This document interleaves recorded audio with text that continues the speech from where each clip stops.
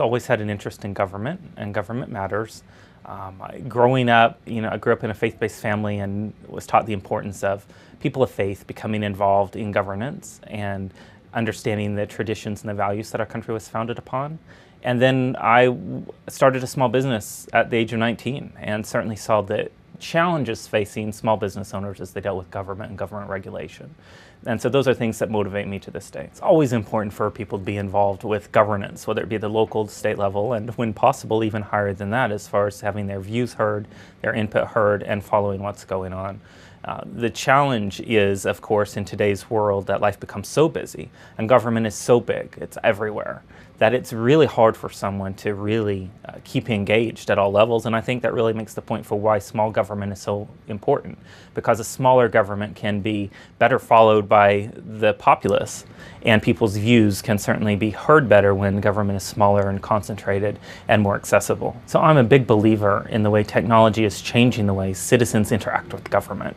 And so one of my things that I've really focused on is, since I took office, in my first session in 2007, has been each and every week to make sure to email an update without ever missing a week to my constituency and anyone who wanted to read it either in local newspapers, by email, or through social media.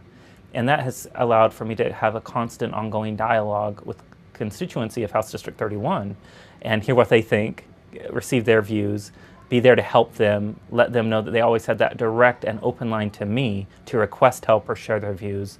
And I have been a great beneficiary of that, and to this day maintain relationships that I could have never maintained inside of my constituency based on using technology to communicate. So I work as a web applications developer, and it allows me to have a pretty good sense of technology, what technology can do, and really influences the way that I work as a state representative as well, because I'm always trying to keep an eye out and think about and work to implement legislation that allows technology to provide more access to the citizenry, to government procedure, and to streamline government, make it smaller, more efficient, while improving the quality of deliverable at less cost to the taxpayer. And so that's something that's very important to me. That's what I focus on, and that's the motivating goal.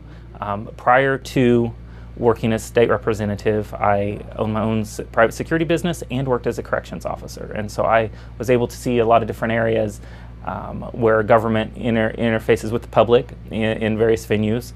And I think that gave me some real experience to base my votes on here in the House of Representatives. Every year we make progress in terms of using technology to make government more efficient, smaller, more accessible, and more transparent.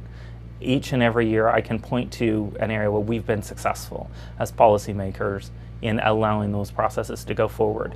There's always progress to be made, but we're starting now, I think, to get some national attention for past successful efforts, whether it be the consolidation of states' IT resources or just general transparency. And that job, it's like a game of tug of war. Every year we pull the right way and we make progress. It's never enough, it never will be enough.